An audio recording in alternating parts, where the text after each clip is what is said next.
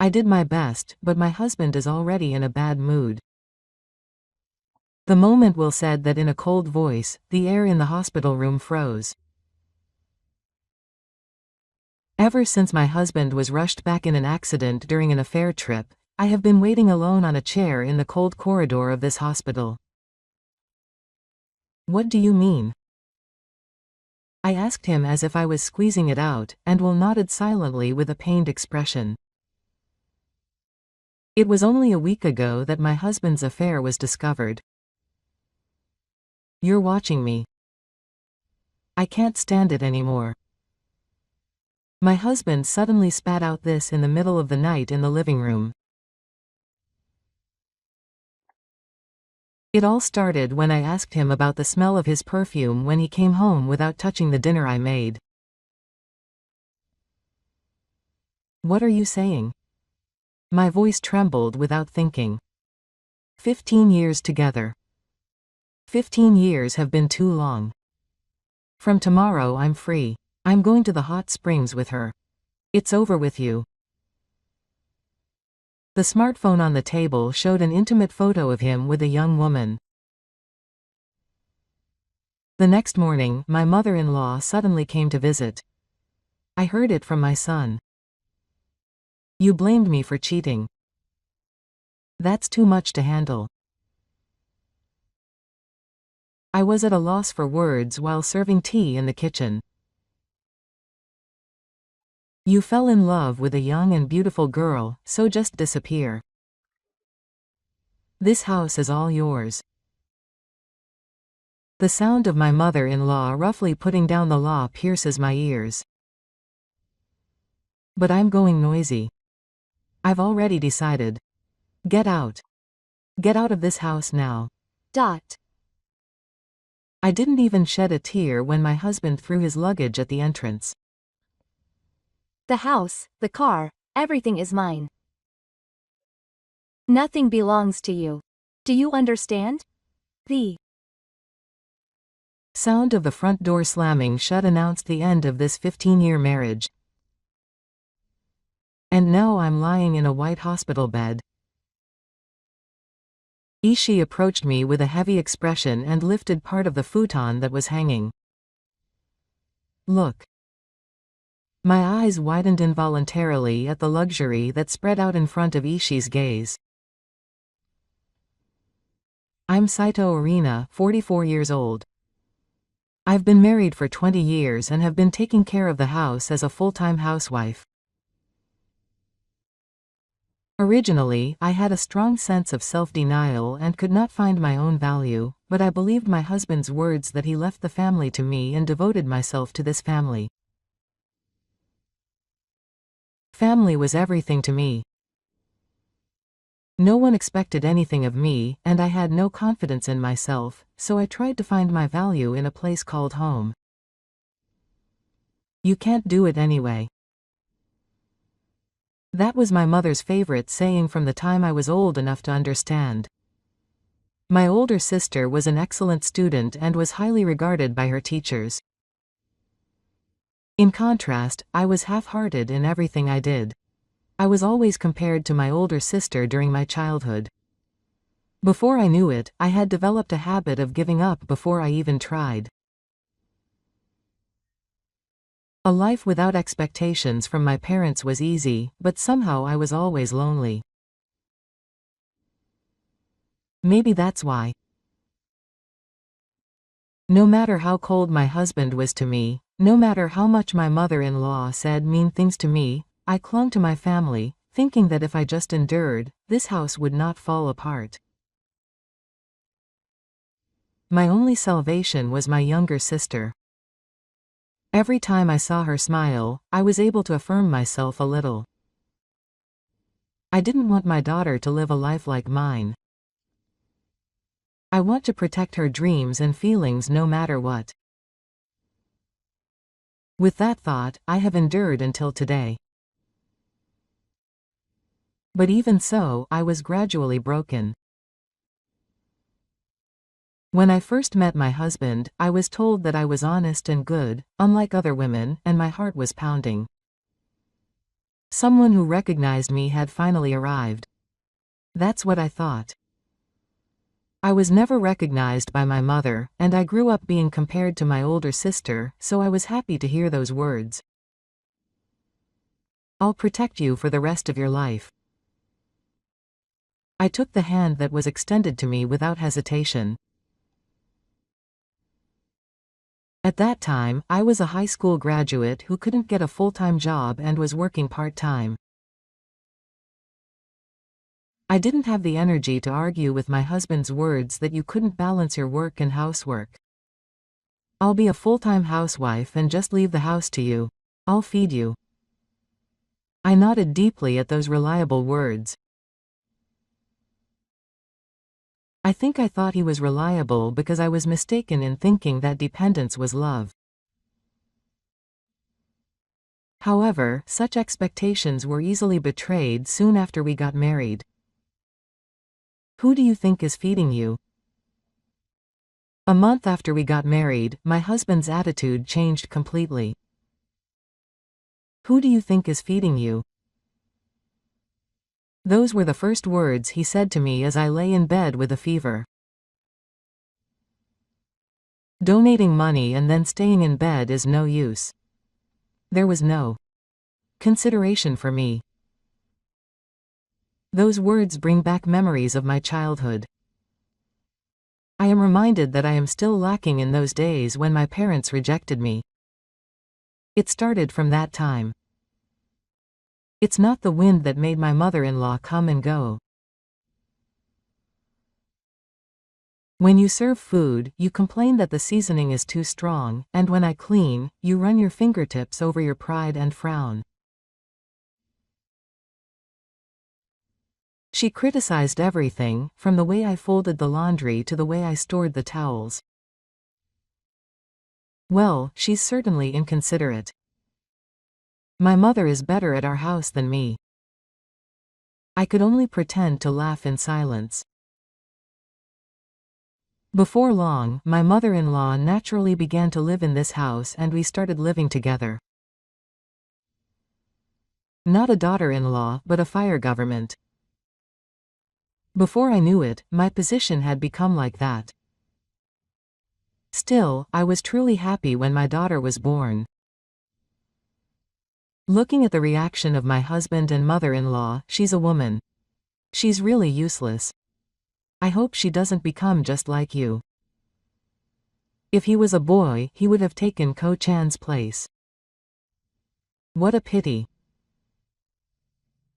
Even after being showered with such words, I held my daughter in my arms and thought from the bottom of my heart, it's okay. Mommy will protect you. But my husband was cold even to my daughter. Don't be so stubborn. Can't you do that? Don't become a useless woman like your mother. He didn't raise his voice, but he calmly but surely repeated words that hurt my daughter's feelings. I pretended not to see. No, I tried not to see. I wanted to at least give my daughter a family with a father. I didn't want her to experience the same things I did in my childhood, so I gradually restricted myself. For example, I was always thinking, why did you laugh when I just said thank you to the male clerk at the cash register? Did you like that guy?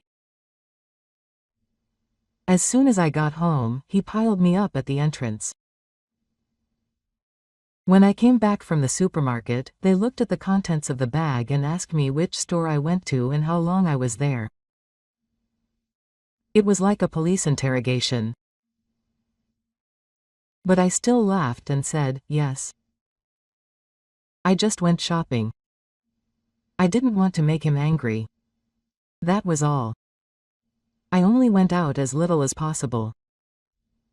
When I talked to someone, it was only when it was absolutely necessary. Before I knew it, those days had become the norm. So I put on a smile every day.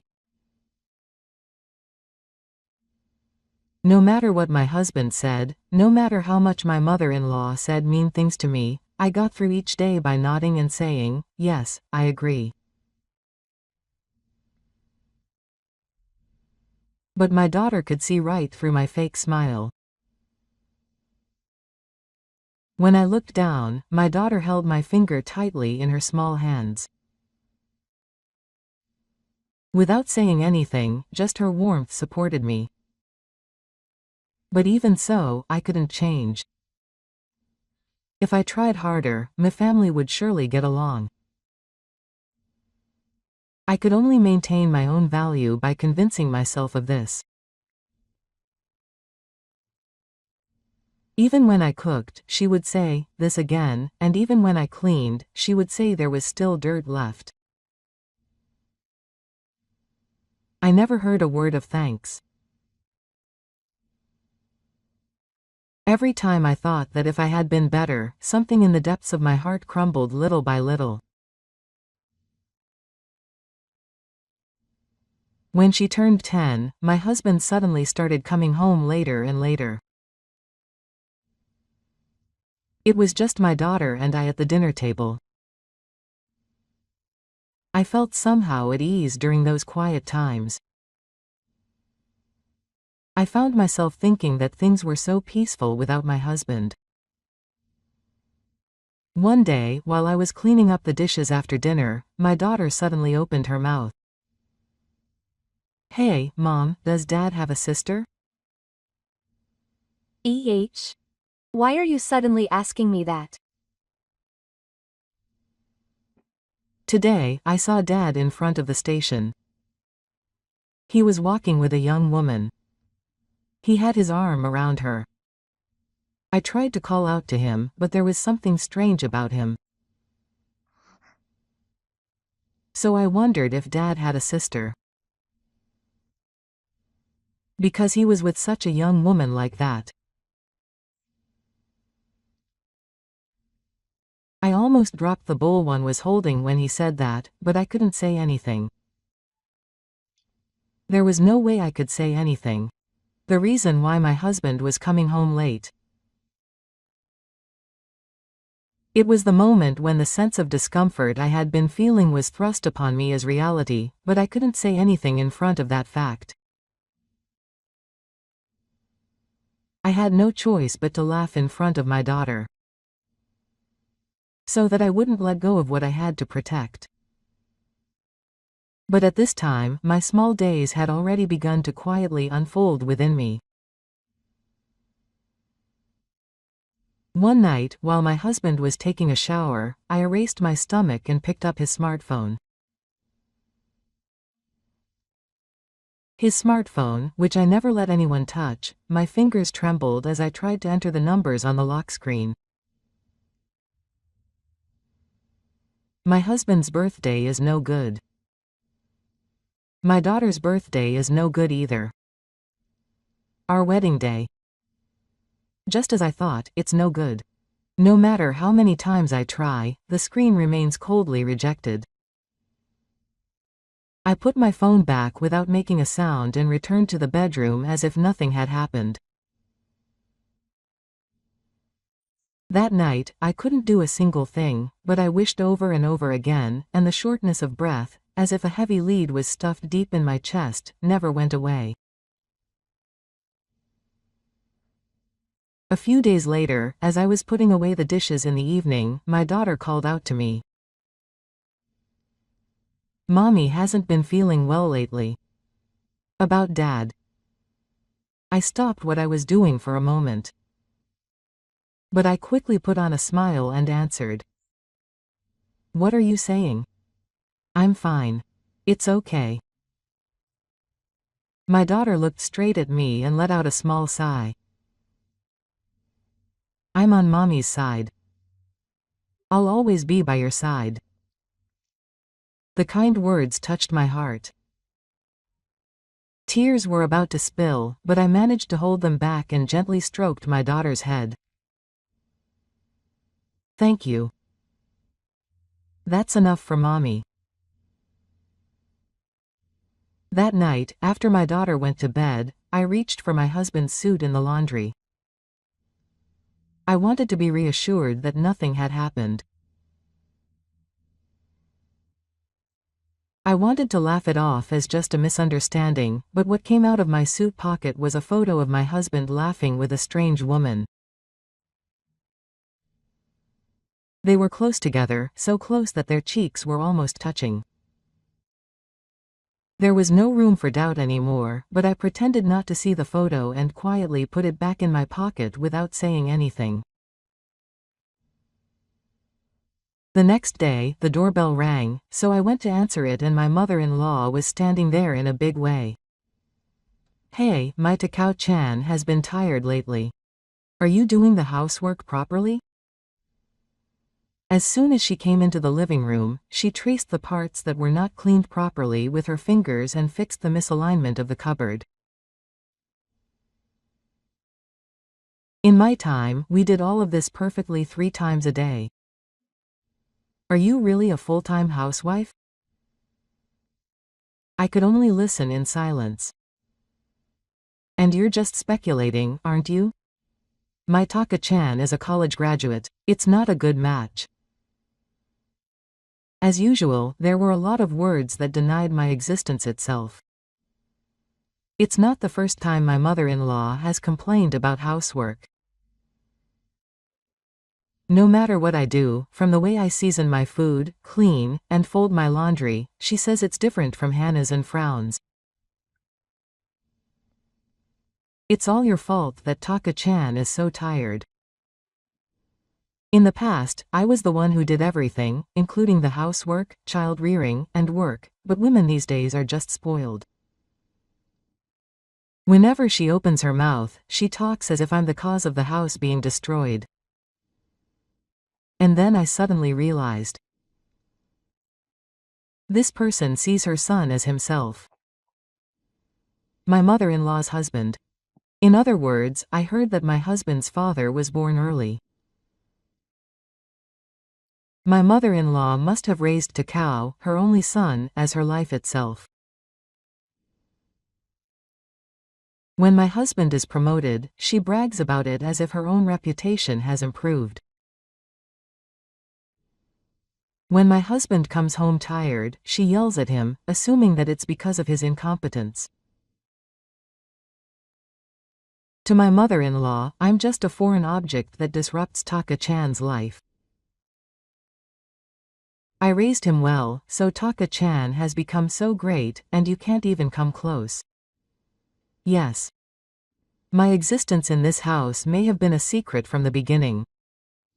I was ashamed and frustrated that I couldn't say anything back. But I couldn't say anything. That afternoon, I went to the supermarket by bicycle. My mother-in-law's abuse echoed in my head and I was riding my bicycle absent-mindedly. The usual road, the familiar scenery, the road I was used to driving on. The moment the traffic light turned red, a car came out from the right. When I realized it, my body was waiting for me inside. And from that moment, my memory was cut off. When I woke up, I was in a hospital bed. According to her explanation, some of my memories were blurred due to the shock of the return trip. My husband only showed up in the hospital room once, but it's convenient if he doesn't remember.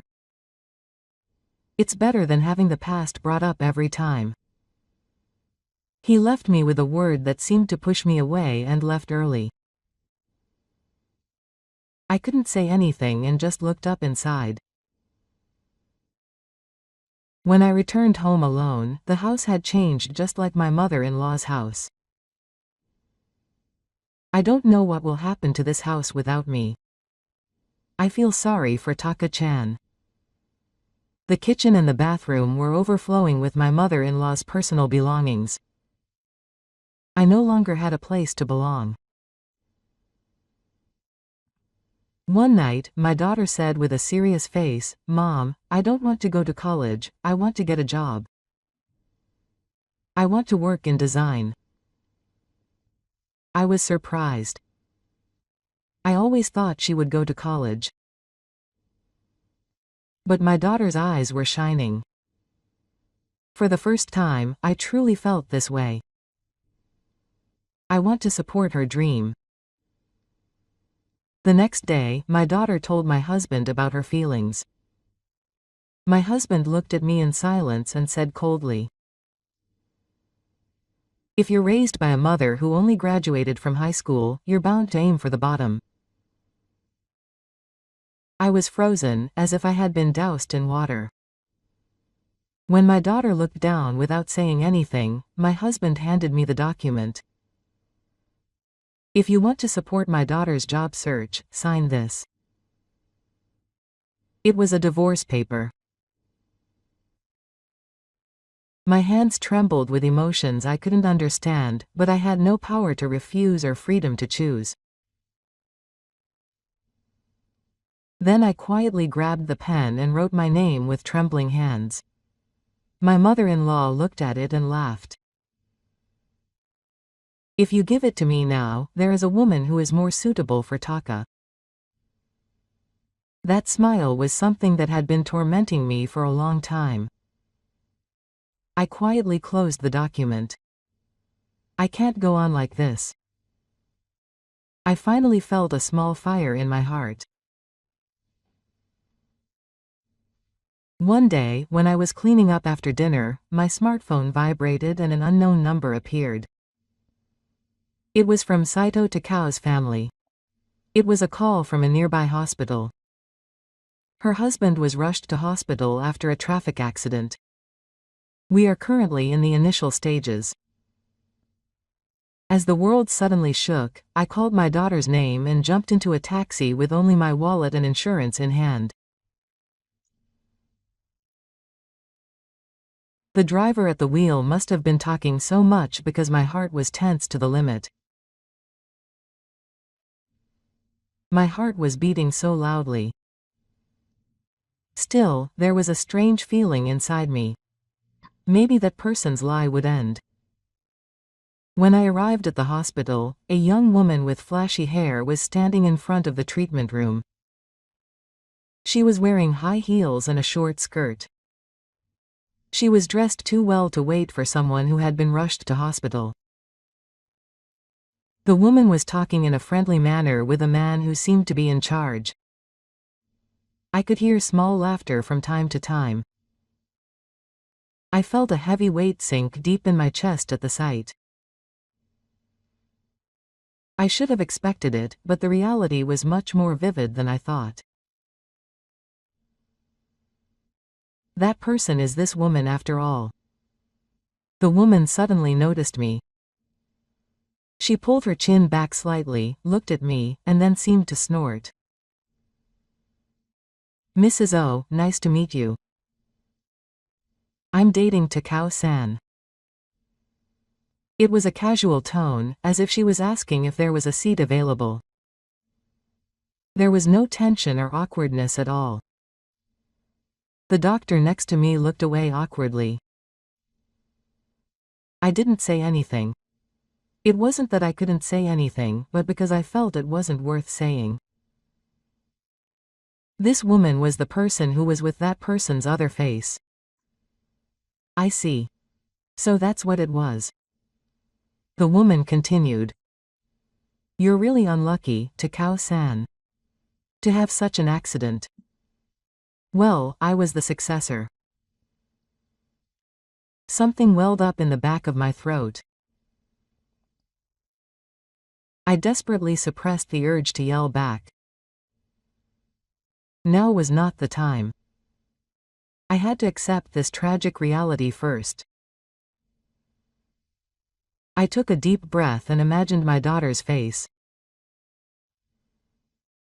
I slowly turned away and stood in front of the door to the treatment room.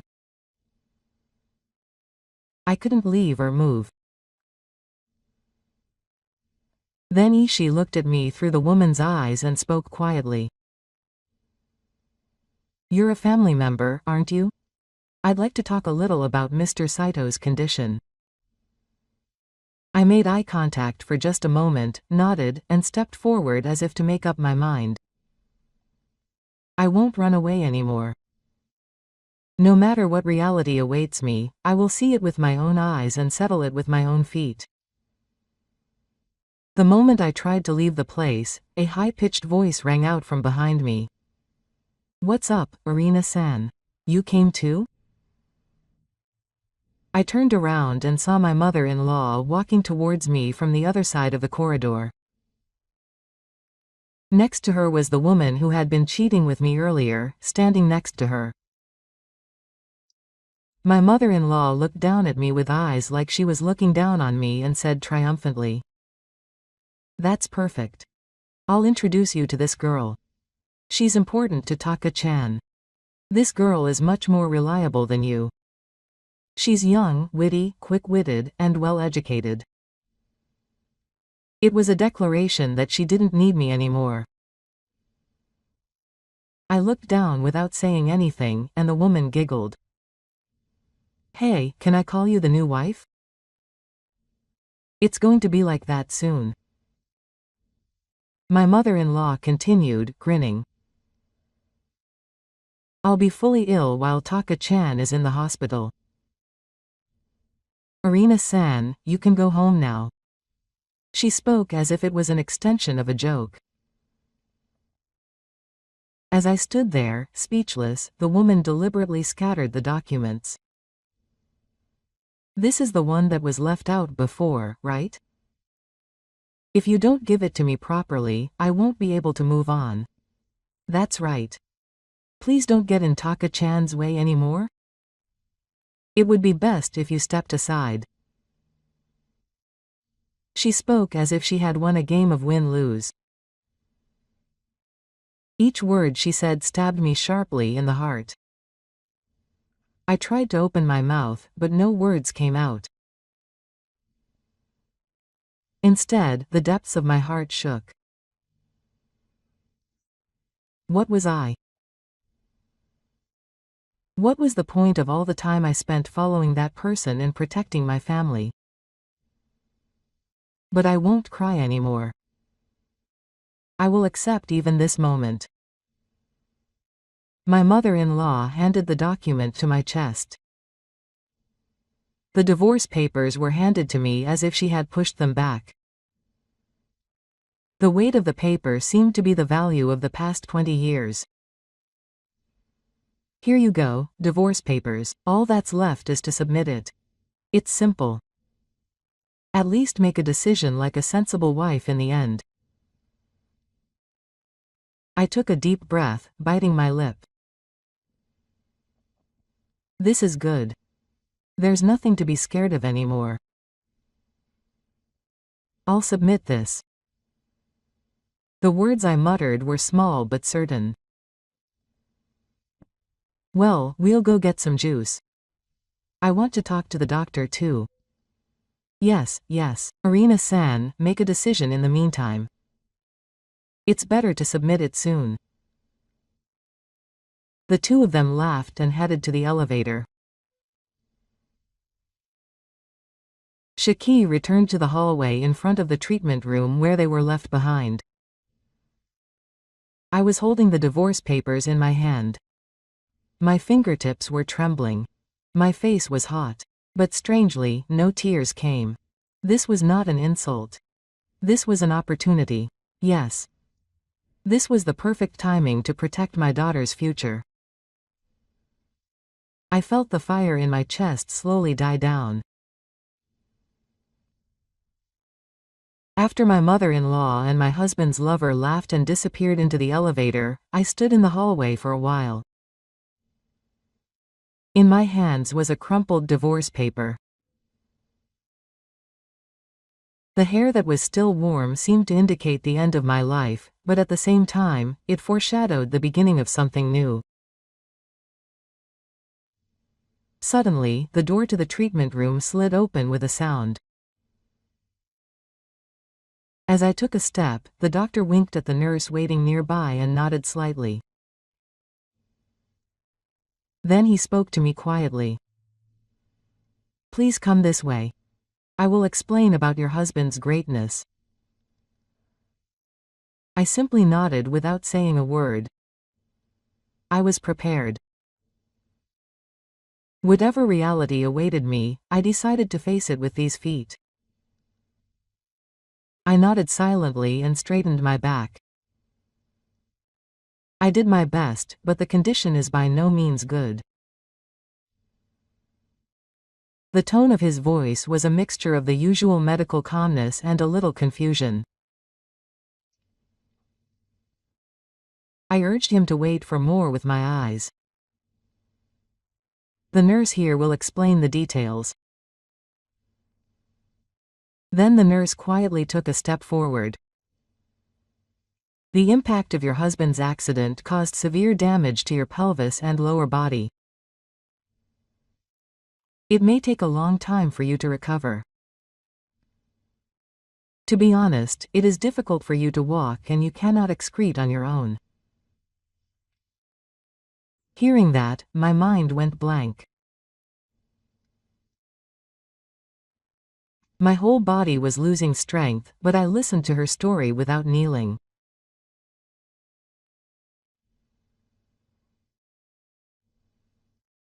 That man may no longer be able to look down on me arrogantly or control the whole house. Can I see it? Her voice was trembling. But I definitely felt that something inside me was starting to change. Guided by the nurse, I slowly entered the hospital room. In the dimly lit private room, I quietly opened the door and found my husband in a bed with the curtains half closed. My husband was lying in bed while the machine sound of his nemesis quietly echoed. Justice had not yet returned to his face. His face was calm as if he was sleeping, and the sharp expression he had before the accident had completely disappeared. A white cloth was draped over his lower body. Please check. He said that and gently pulled back the towel. I quietly went around to the foot of the bed and dropped my gaze as if peeking through the gap in the towel. I shouldn't have looked. What I saw there was not what I had feared before. It was a symbol of liberation. The lower half of my husband, tied up and covered in bandages. The self-confident man who had once said, "Who do you think is feeding me?" lay there in a pitiful state. I see. That man can no longer scatter or control others by force as he used to. The pride of a man that he used to look down on others has crumbled from the roots. I see. Thank you. I mechanically bowed my head and left the room. There was no one in the hallway. Just as I had said, he had already lost his function as a man.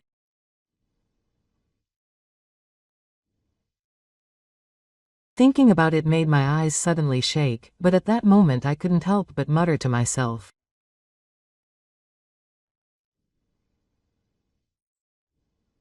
My mouth loosened as if something that had been held down for a long time was bursting from the inside.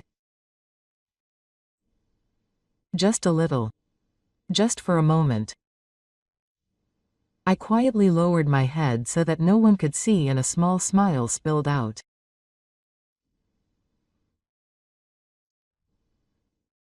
It wasn't joy or dismay, it was just that I felt like I had finally returned to being a human being, and that it was finally over. I didn't need to hear the voice I quietly muttered. Right now, it was just a confirmation process to move forward, embracing the reality I had seen with my own eyes. A quiet resolve like a cold wind was born in my heart. I won't run away anymore. I will live with my daughter. For the future. I left the hospital room on my feet, took out my smartphone, and sent my daughter a line message. I'm going home now. There's something I want to talk to you about. My trembling fingertips finally regained strength. Let's go to the city hall together right away. I had a conversation with my daughter in the hospital lobby to get that hair out.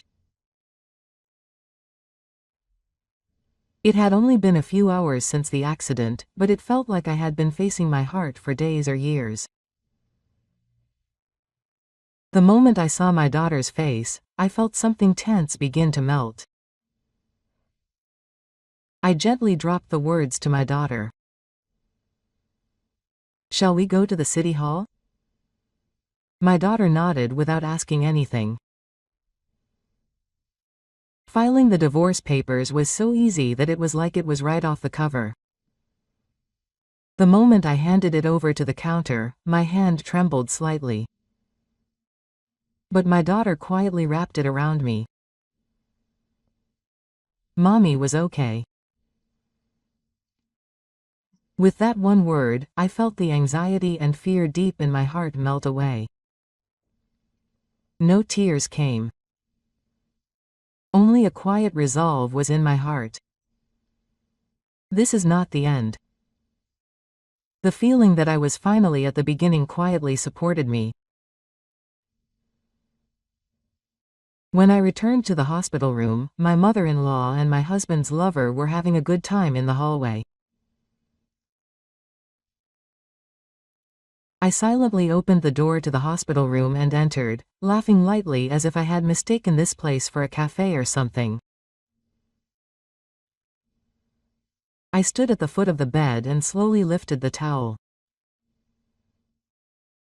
Without saying a word to my mother-in-law and her lover, I presented the reality in front of my eyes. The blood was draining from their faces. The lover's lips trembled, and my mother-in-law covered her mouth and looked away. That silence told me everything. I didn't say a word, just showed the truth. What is this? It's disgusting. The woman who had an affair with her tried to leave the hospital room as if she could no longer bear it. At that moment, her husband opened his eyes on the bed. His expression, which still did not seem to understand his situation, seemed to immediately realize it because the atmosphere in the room was so strange. Soon, his expression turned to one of fear. He looked around in a panic and shouted at the back of his affair partner. Wait. Don't go. What will happen to me? The woman didn't even look back and simply spat out coldly. It's no fun to be with someone like this. It's over now. You have no value. Leaving those words behind, he left the hospital room. The husband who was left behind broke down in tears and called my name in a trembling voice. And then he tried to cling to me as if asking for help. Irina, you're the reason I'm here. I quietly cut him off. Divorce papers. I've already filed them. My husband's expression froze. And he raised his voice as if he couldn't believe it. Why? I answered calmly. Ask those people for the reason. How much you have hurt me and my daughter. You'll understand now. At that moment, my mother-in-law broke down crying loudly. Then she started to make excuses in a weak voice. It's not that. I was thinking about Taka-chan, but no matter what they said, my heart didn't waver. But it's over now. I slowly turned my eyes to my daughter and shook my head. No matter how much you all looked down on me, my daughter was always on my side. That was enough. I told her that and left the hospital room with my daughter. The moment I left the hospital, the wind on my cheeks felt like a new life was about to begin. I will no longer hide in anyone's shadow. From now on, I will walk on my own 2 feet. Towards the future with my daughter. One day, I stopped by the supermarket with my daughter. I was supposed to have been shopping as usual and was heading home. On my way to the cash register, I felt a strange gaze on my back. The whispering voices were sticking to my ears. It was that person. The wife's scathing words, "Your husband was in an accident and you threw it away," were leaking out from all over the aisle. Looking back, housewives looked away the moment our eyes met. Old people with resentful expressions. Parents kept their distance without saying a word. My daughter held my hand. Quote, "Don't worry, Mom." I tried to smile, but my facial muscles wouldn't move. My throat was bone dry. But my whole body was covered in sweat. My legs were wobbly, my vision was blurred, and before I felt any embarrassment or regret, I felt fear. It felt like society was starting to treat me like a villain. That was what scared me. But that was just a supporting role. The next day, I received a call from the company that had offered my daughter a job. The company only told me that they had decided to reconsider the offer due to the nature of the situation. When I asked about the situation, they were vague and said it was due to the vehicle regulations, and in the end they didn't tell me the reason. But we knew that our family's reputation was destroying my daughter's dreams. That night, my daughter cried silently. Why was my life being denied? I couldn't answer. I couldn't even say I was sorry. I was overcome by my own powerlessness. A few days later, I received a call from a former colleague from work. "Hey, there's a strange rumor going around town. Your husband and mother-in-law are saying it." It was something that cut me to the heart. The wife abandoned her husband. She ran away after the accident. The husband had even gone to his boss at work and said it was terrible to abandon a disabled person. My mother-in-law had been telling everyone in the neighborhood that my daughter-in-law had abandoned my Taka-chan. What I couldn't forgive was the fact that my mother-in-law had even gone to my daughter's job offer company and lied. My daughter-in-law left with a smile even though my child was disabled in the accident. My granddaughter is the daughter of such a family. My mother-in-law had said this while bowing her head in tears. It was all planned. I woke up many times that night. In my dream, my daughter was crying and screaming. "I can't do it anymore." That voice tightened my chest many times. Even when morning came, I couldn't get out of bed. My body was heavy like lead and my heart was buried under rubble. Then my daughter quietly said, "Leave it to me." I had my eyes down, but I couldn't help but look up. My daughter's eyes were filled with a strong light. I had no choice but to watch her back as she returned to her true self. I didn't know what she was trying to do. But I believed. No, I wanted to believe. She has been trying to stand up for me ever since that day. I muttered softly in my heart.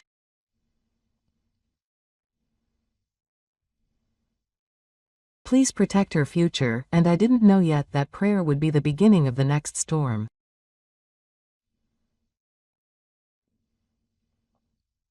A few days have passed since my daughter said leave it to me.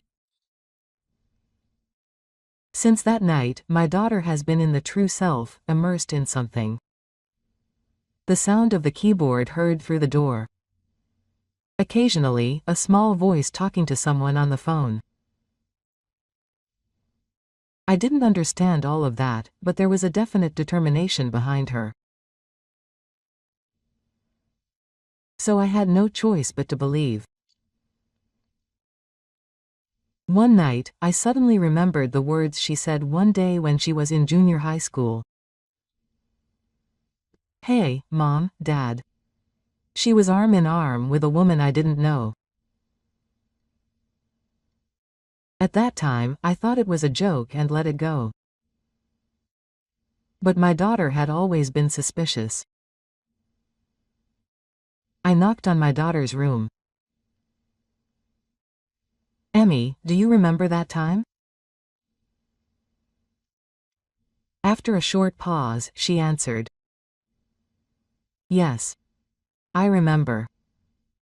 I've been watching Pa ever since then. Her voice was quiet and somewhat awake. But there was no anger or resentment in it, but a strong will. I checked who she had been contacting secretly on her smartphone. She also recorded the sounds of yelling at home. I was speechless. Since that day, my daughter had been collecting evidence all by herself. I knew this time would come someday. That's why I recorded everything.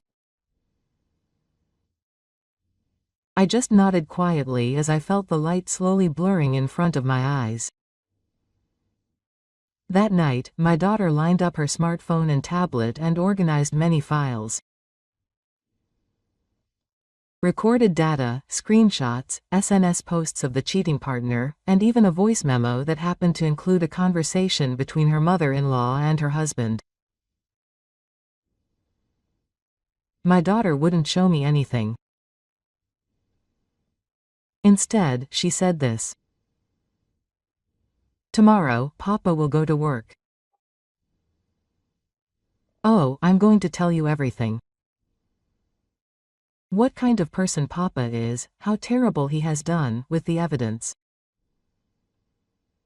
I trembled. Tears welled up in my eyes at her courage and determination. Mom, I won't let those people take anything from me anymore. We won't stay silent anymore.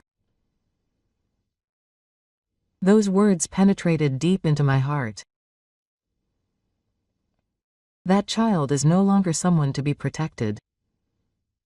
She is now someone who will fight alongside me. That night I cried alone in my futon. I wasn't sad or frustrated. I was simply proud of her growth. And then I finally said clearly to myself, we won't lose anymore. One day, my ex-husband, Saito Takao, and my ex-mother-in-law, Saito Kazuka, suddenly came to our house. Their roar echoed through the burnt streets as they slammed the front door. This woman is the lowest scum who abandoned me when I became disabled. She's a wife, but she's not human to abandon her family. The neighbors stopped and gathered one after another. A crowd formed in front of the house to hear what I had to say. A stranger muttered, "That's terrible. Was she really like that?" I stood there at the front door. It was just painful to be exposed to such a group in front of my daughter. The daughter stood in front of her mother and tried to open her mouth. Please listen to the truth, everyone. The next moment, a luxury car stopped silently in front of the house. The strange sight caused the neighbors to stop murmuring. The car door opened and a middle-aged man in a suit slowly got out. He was the direct superior of the company where my ex-husband worked. But the next moment, a high-class person stopped silently in front of the house.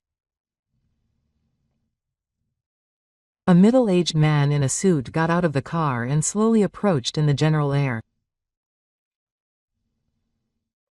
I am the company where Saito Takao works. I am the manager of the management department.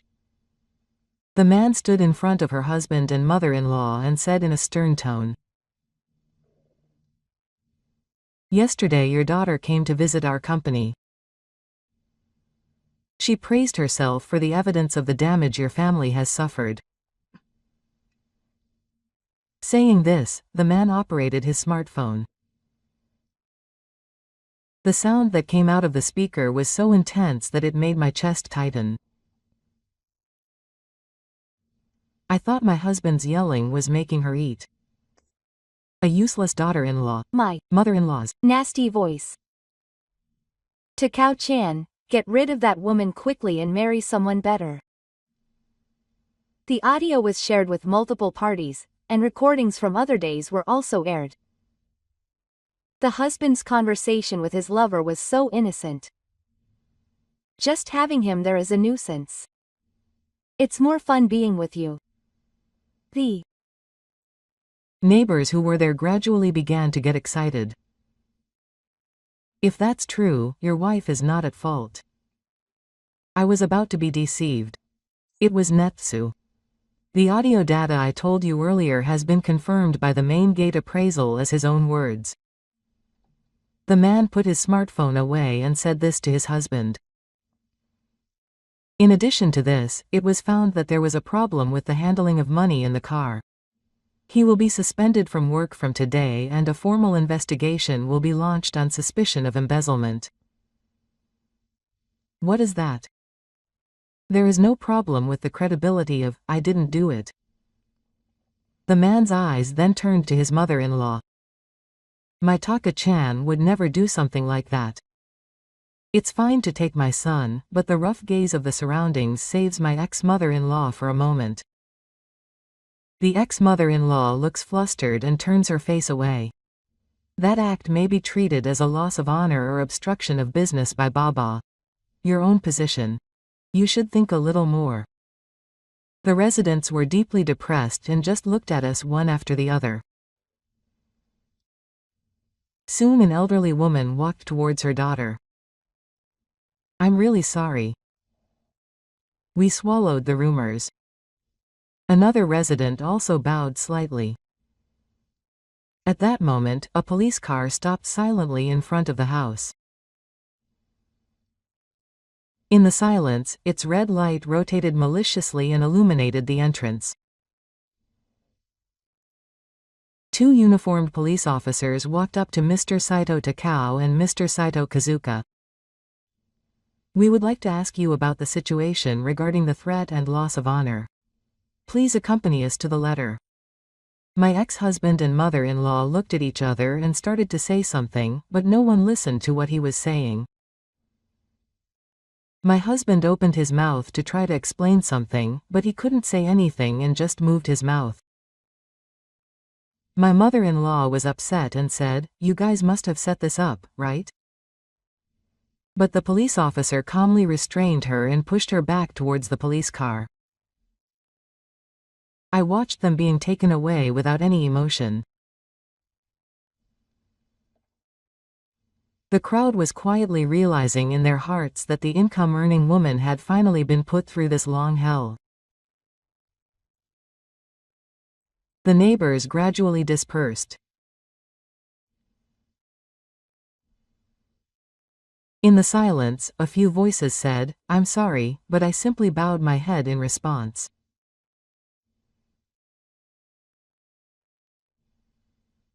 I wanted to end everything. I looked to the side and my daughter was holding my hand. She hugged me tightly. "Mom, everything's okay now." I took those words to heart, and finally, tears started to flow. Something warm ran down my cheeks. I cried silently while burying my face in my daughter's shoulder. And it was at that moment that I truly felt relief. My husband's involvement in the car was officially proven and he was sentenced to prison. My mother-in-law was also threatened with the loss of her reputation and had her documents withdrawn, so she could not stay in her hometown and quietly moved to a relative in our facility. A few days later, I received a phone call from the company where my daughter Kay had received a job offer. It seemed that there had been a misunderstanding, and after being misled, they contacted me to formally cancel the withdrawal of the job offer. The evidence of my daughter's suicide that day turned everything upside down. We moved to a small rental apartment. It wasn't large, but it had a sunny living room and a space where time flows quietly. I completed my final job and started working at a gym. At first I was full of anxiety, but thank you. It helped me. The words of those people at work gradually warmed my heart. Before I knew it, I was able to look people in the eye when I spoke.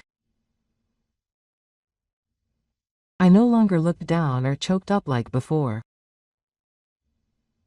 My daughter also started working at a design office. The work seemed difficult, but I was happiest above all to see her smiling face saying that she was having fun every day. One night, we had a drink together. With a simple snack made from what we had in the fridge and a glass of kanchu in hand.